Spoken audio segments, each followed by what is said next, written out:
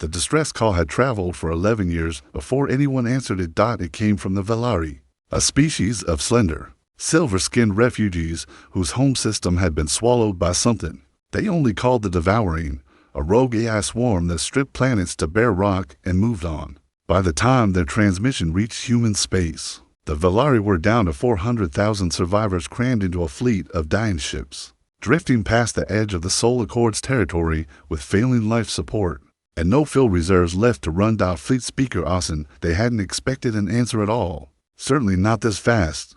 Confirm, he said, staring at the tactical display aboard the flagship Last Harbor. Confirm what I'm seeing is real. His aide, a young officer named Priya Das, no relation to the humans, she'd insisted, just a name her grandmother liked, didn't blink. It's real, Speaker. 31 ships, human transponders. 31, Austin repeated. We asked for shelter, a world to hide behind, maybe supplies.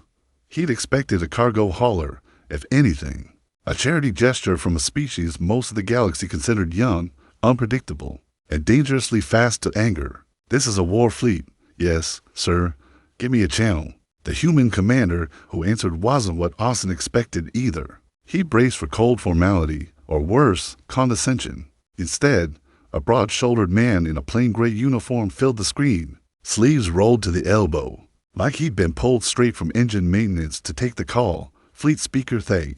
I'm Commander Elias Whitfield, Soul Accord 3rd Response Wing. Heard you've had a rough 11 years. You received our signal. We received it 9 years ago, Whitfield said.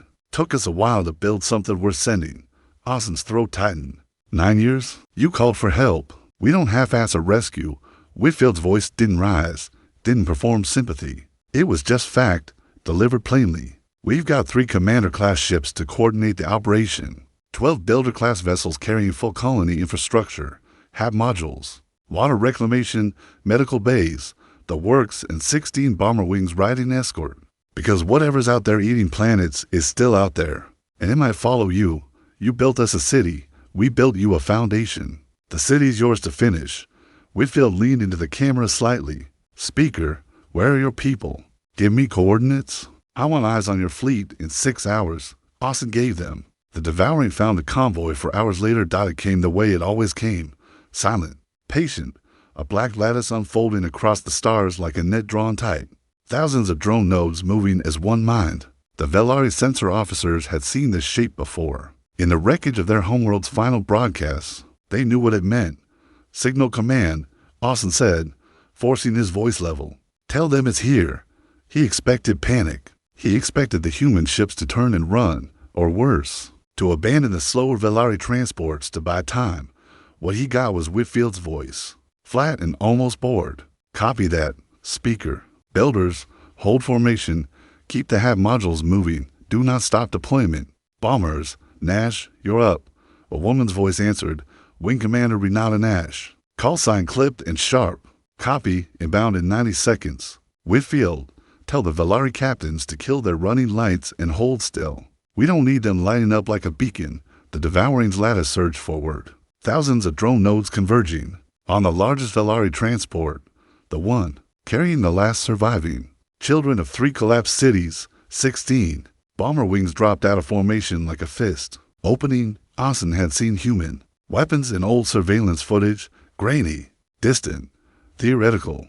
He had never seen them used in earnest, up close, by people who had clearly done this before and hated every second of it. The bombers didn't scatter fire wildly. They carved corridors, precise, brutal lanes through the drone lattice, opening exactly enough space for the Vellari ships to run through, then sealing it behind them with a wall of detonations that lit the void white.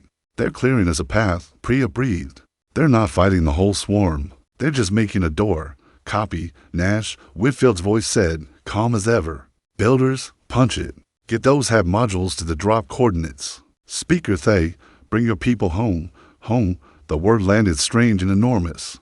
The battle lasted 11 minutes. It felt like 11 years. When it ended, the Devouring's lattice had pulled back, thinned, retreating the way it always did when a target became too costly. And for the first time in over a decade, the Vellari fleet had costed something.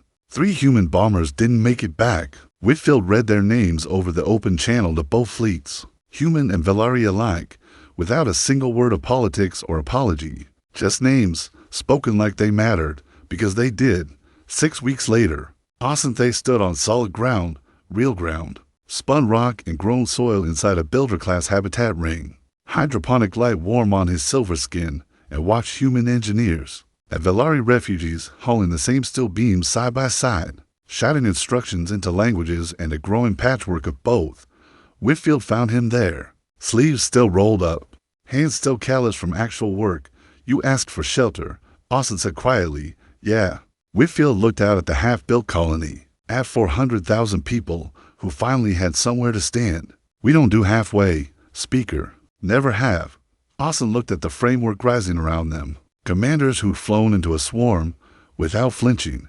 Builders who'd kept working through gunfire. Bombers who'd carved a door through hell and paid for it in names read aloud without ceremony. "Remind me," he said. "Never send you humans a small request." Whitfield almost smiled. "Wouldn't matter, Speaker. Small or not, we'd still show up in force."